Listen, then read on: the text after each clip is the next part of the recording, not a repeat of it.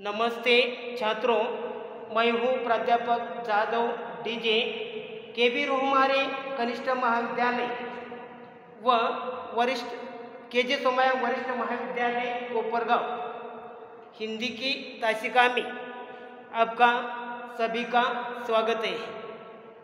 आज के तासिका में कि आधुनिक काल में अपाधापी की जीवन शैली में कि उसी समय लेखक ने बताया आधुनिक जीवन शैली में बिछोह का एक प्रमुख समस्या है। बिछोह यानी बिछुड़ जाना कि एक समस्या बन गई है, क्योंकि माता पिता दोनों ही नौकरी के लिए और जो लड़का भी नौकरी के लिए और इसलिए दोनों ही एक दूसरों के साथ बिछुड़ जाते हैं। बच्चों को अच्छी तरह से स्नेह नहीं मिलता, माँ की ममता नहीं मिलती, पिताजी की जो गरिमा है गरिमा मिलती नहीं है और उसी समय के परिवार में बिछोह का वातावरण निर्माण हो जाता है। और इसलिए कि आज इसी काल में शिक्षा का प्रसार हो जाने के कारण शिक्षा हासिल करने के बाद अनेक युवक युवतियों की वृद्धि होते जा रही है और नौकरी की तलाश करने के लिए बड़े बड़े शहर में चले जाते हैं और शहर में चले जाने के बाद वहाँ नौकरी लगती है और उसी समय माता पिता जी के साथ किया मिलना अनेक दिनों तक नहीं होता और उसी समय उसके मन में बिछोह की समस्याएं निर्माण हो जाती है और माता पिता तथा इन नवयुवतियों को बिछोह का दुख सहन करना पड़ता है। क्या बिछोह का जो दुख है यह दुख सहना पड़ता है। प्रस्तुत काव्य में इस बिछोह के दुख और इसे जूझने वाले का सुंदर चित्रण इस कविता के माध्यम से किया गया है। और आज कविता नंबर 11वीं के पाठ्यक्रम में से कविता नंबर 1 का अध्ययन करने वाले हैं और कविता का शीर्षक है प्रेरणा। प्रेरणा ने उत्साह निर्माण होना, स्फूर्ति मिलना, यह प्रेरणा है। जैसा किसी कारण से दुख हो जाता है, व्यक्ति को कुछ करने की इच्छा नहीं होती और उसी समय जब उसे प्रेरणा मिलती है, उत्साह निर्माण होता है, तब उसे आगे का जो कार्य करने के लिए जो उसकी इच्छा होती है। और उसी प्रकार इस कविता का शीर्षक दिया है प्रेरणा। कवि त्रिपुरारिणी जी ने यह कविता लिखी है और हम यह कवि का परिचय पढ़ते हैं। कवि का जन्म 5 दिसंबर 1988 को समस्तपुर बिहार में हुआ है कि समस्तपुर बिहार में हुआ। कवि की आरंभिक शिक्षा पटना से स्नातक शिक्षा दिल्ली से तथा स्नातकोत्तर शिक्षा हिसार में हुई। दिल्ली विश्वविद्यालय में अध्यापन कार्य करने के पश्चात वर्तमान में आप फिल्म दूरदर्शन के लिए लेखन कार्य कर रहे हैं। त्रिवेणी के रचयिता के रूप में आपकी पहचान है कि कवि की पहचान क्या है कि त्रिवेणी की रचयिता। यह कवि की पहचान है। कल्पना की भावभूमि पर यथार्थ के बीज बोते हुए उम्मीदों की फसल तैयार करना, यह आपकी रचनाओं का मुख्य उद्देश्य है और यह कवि का भी मुख्य उद्देश्य है। कवि का मुख्य उद्देश्य क्या है? कल्पना की भावभूमि पर यथार्थ के बीज बोते हुए उम्मीदों की फसल निर्माण करना, कि व्यक्ति के मन में, जीवन में उम्मीदें निर्माण करना, उसकी फसल तैयार करना, यह इस कवि का मुख्य उद्देश्य है। उन कवि की प्रमुख कृतियाँ हैं,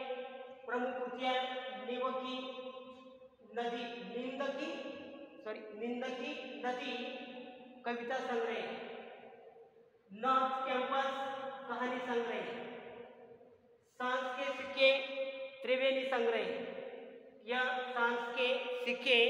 यह त्रिवेणी संग्रह है और यह त्रिवेणी संग्रह से यह प्रेरणा कविता ले गई है। कवि के जो काव्य प्रकार है कि त्रिवेणी यानी 3 पंक्तियों का समूह है, 3 पंक्तियों का मुक्त छंद है और इसलिए उसने इस त्रिवेणी को यह त्रिवेणी से दिया है, प्रेरणा नाम उसे दे दिया है। त्रिवेणी एक नवे का प्रकार के रूप में साहित्य क्षेत्र में, कि त्रिवेणी एक काव्य प्रकार के रूप में साहित्य क्षेत्र में तेजी से अपना स्थान बना रही है, कि साहित्य क्षेत्र में त्रिवेणी एक अपना तेजी से स्थान बना रही है। त्रिवेणी 3 पंक्तियों का मुक्त छंद है। त्रिवेणी यानी 3 पंक्तियों का एक मुक्त छंद है।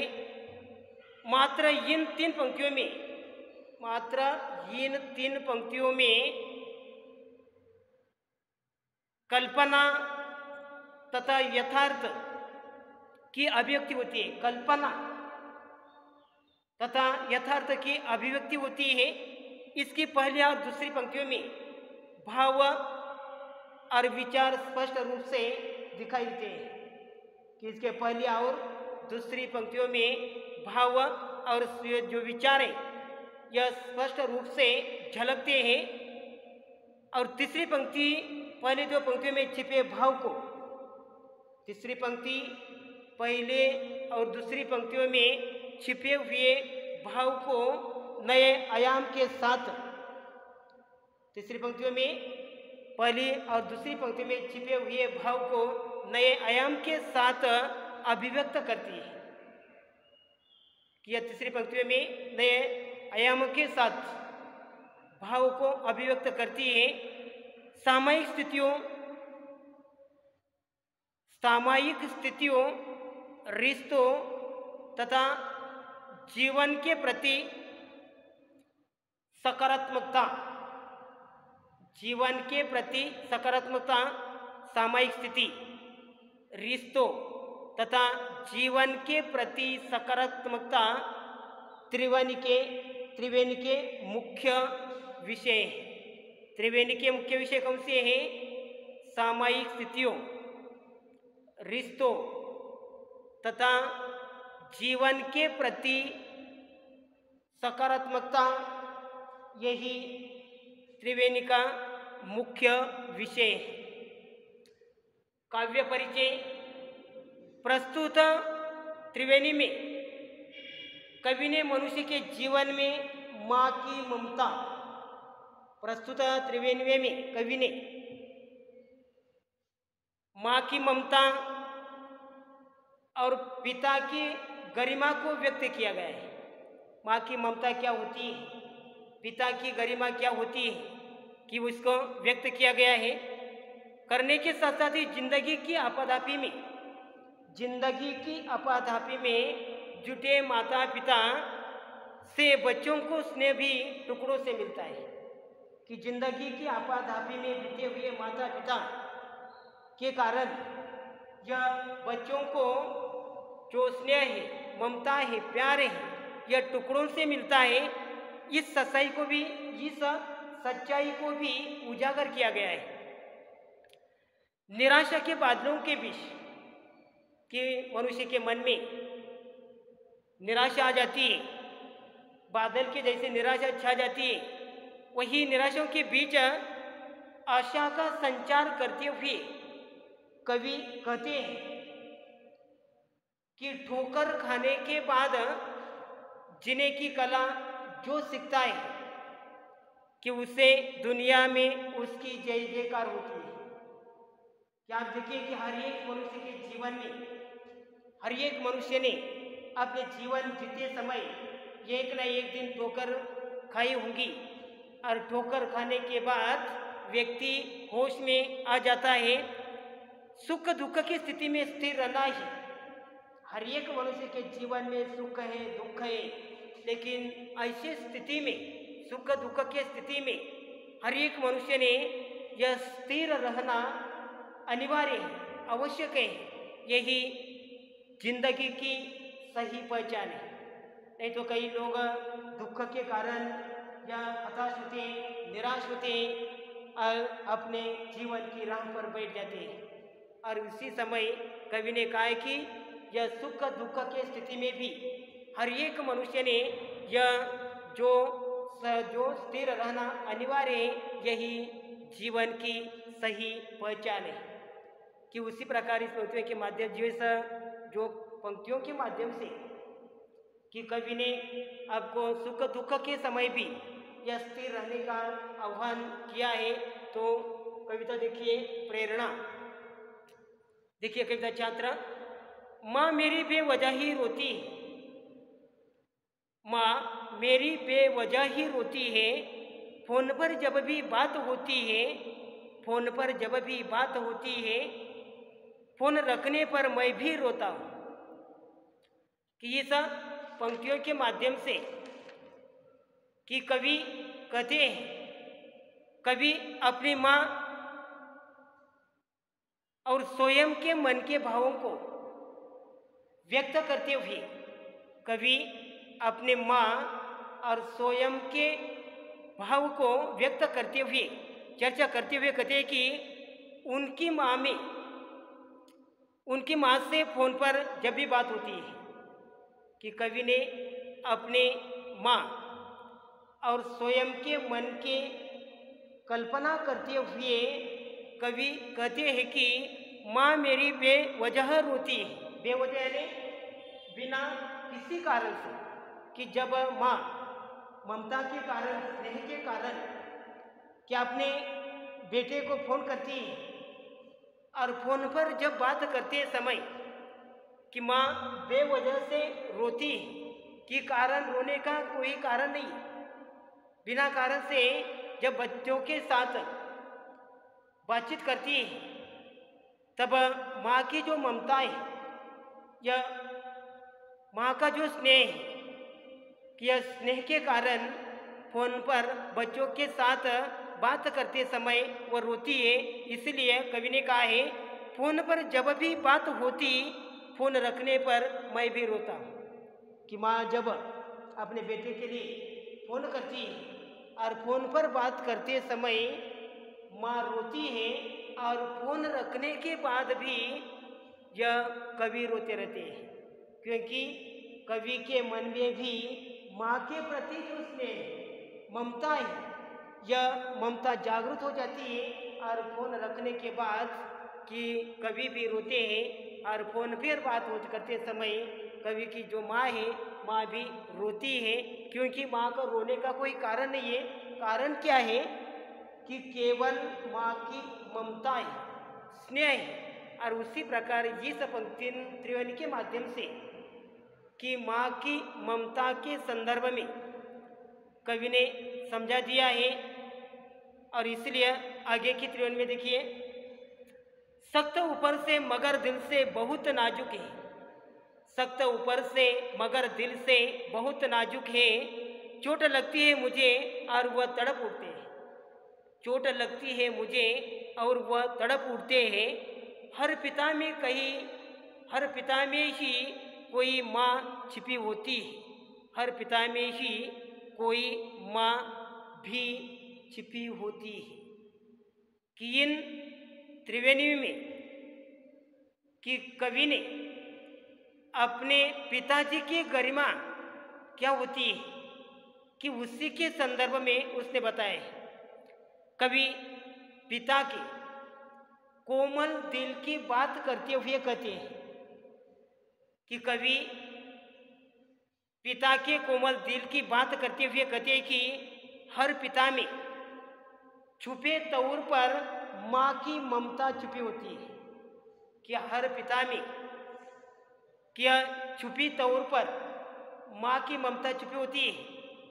और इसलिए कवि कहते हैं कि अपने बालक को कष्ट में देखकर, कि अपने बालक को कष्टों में देखकर उसका दिल भी तड़प उठता है। कि हर एक पिता देखिए कि अपने बेटे को कष्ट में देखकर उसका दिल तड़प उठता है कि उसकी रहन सहन अच्छी होना चाहिए, उसकी हर एक चीज़ मिलनी चाहिए।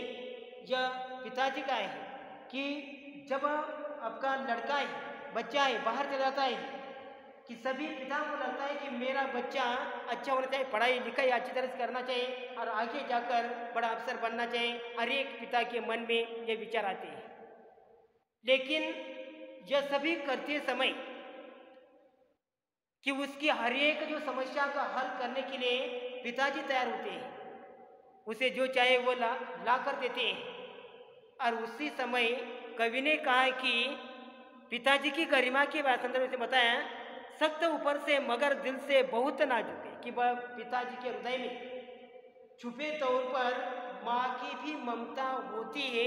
इसलिए कवि ने कहा है सख्त ऊपर से मगर दिल से बहुत नाजुक है।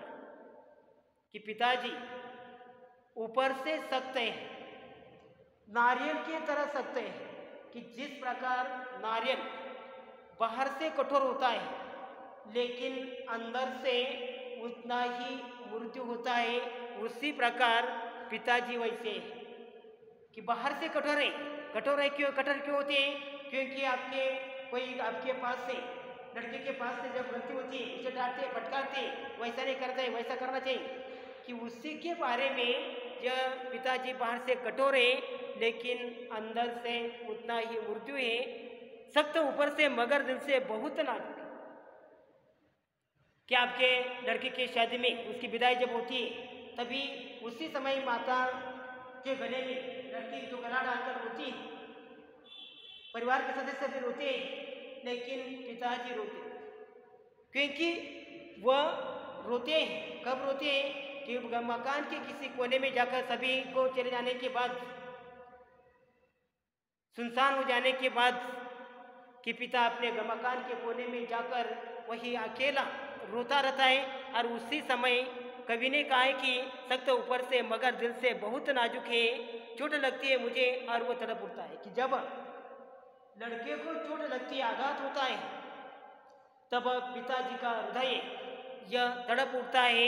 हर पिता में भी कोई माँ छिपी होती है। कि हर एक पिता में यह माँ की ममता है, यह छिपी हुई होती है। और उसी प्रकार इस त्रिवेणी के माध्यम से पिताजी की जो गरिमा है, कि यह गरिमा की जो प्रेरणा मिलती है, सीख मिलती है।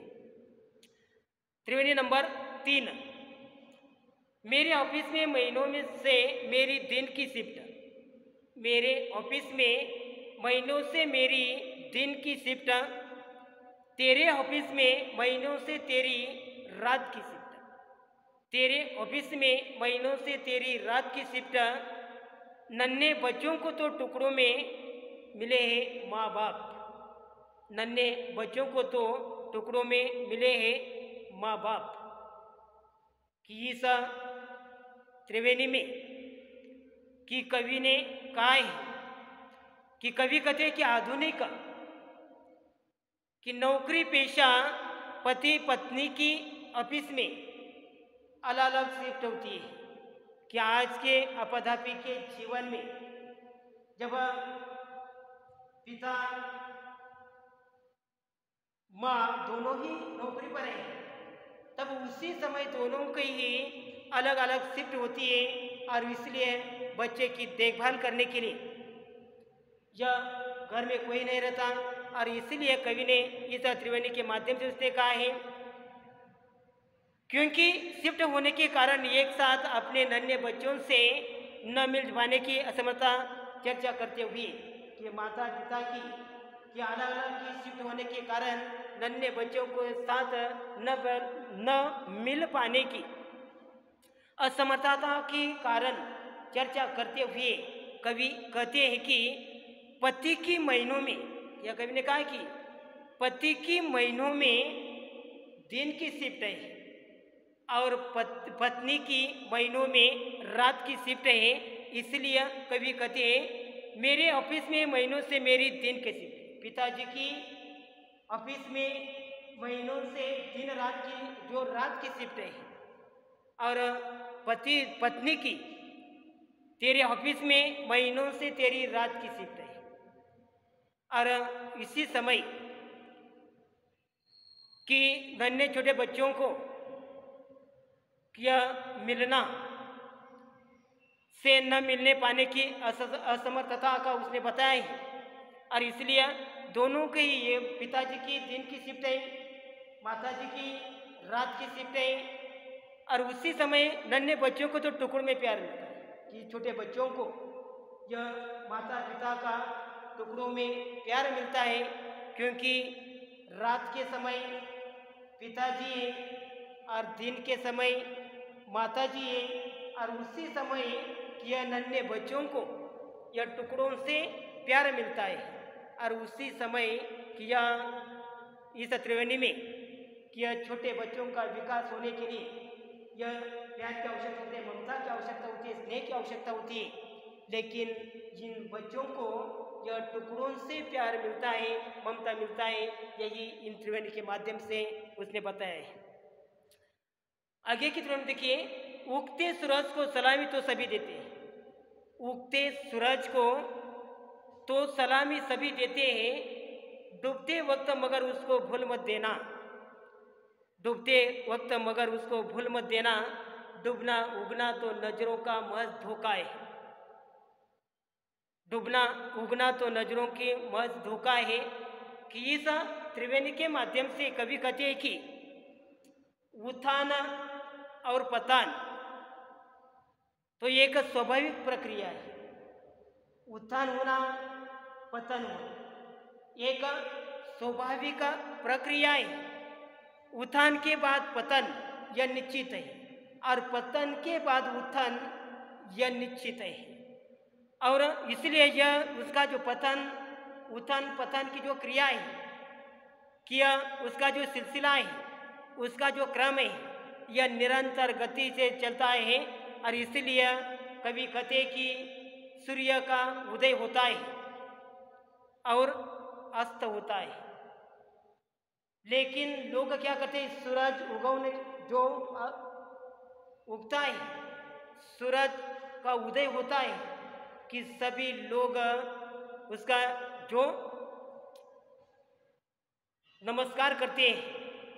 लेकिन जो उसका जब अस्त होता है तब उसी समय यह उसे भूल देते हैं। और इसीलिए कवि ने कहा है उगते सूरज को सलामी तो सभी देते हैं। अर्थ के कि सूरज जब उगता है तो सूरज को सलामी तो सभी देते हैं, लेकिन सूर्य का जब अस्त होता है तब उसको सलामी कोई नहीं देता। डूबते वक्त मगर उसको भूल मत देना। कि जिस प्रकार उत्थान पतन की जो क्रिया है निरंतर गति से चलती है, उत्थान के बाद पतन है, पतन के बाद उत्थान है, और उसी प्रकार जब सूर्य उगता है तो उसे सभी सलामी देती है, और सूरज जब डूबता है तो उसे सलामी कोई नहीं देता। और इसीलिए इस पंक्तियों के माध्यम से कवि कहते हैं डूबते वक्त मगर उसको भूल मत देना, क्योंकि डूबना उगना तो नजरों का महज धोखा है। यह डूबना उगना यह नजरों का महज धोखा है। और इसलिए दोनों का महत्व समान है, उत्थान पतन दोनों की महत्व समान है। और पतन के समय किसी का तिरस्कार मत करना। जब किसी का पतन होता है तब उसका तिरस्कार मत करना कि पतन के बाद उत्थान जरूर है। जब उत्थान होता है पतन होता है, पतन होता है उत्थान होता है। जिस उसी प्रकार जब सूरज उगता है सलामी सभी देते हैं, जब सूरज डूबता है तो उसे सलामी कोई नहीं देता। इसलिए इस पंक्तियों के माध्यम से कवि कहते हैं कि पतन के समय किसी का तिरस्कार नहीं करना चाहिए। जब सूरज का जो डूबता है तब उसका तिरस्कार नहीं करना चाहिए। और यही यह सीख इस त्रिवेणी के माध्यम से कवि त्रिपुरारी जी ने दिया गया है। और इसलिए इस जो पंक्तियों के माध्यम से जब किसी का पतन होता है तो उसका तिरस्कार नहीं करना चाहिए। और उसी समय इस कविता के माध्यम से, त्रिवेणी के माध्यम से कवि ने समझा दिया है। यहाँ तक आज खत्म करेंगे। धन्यवाद।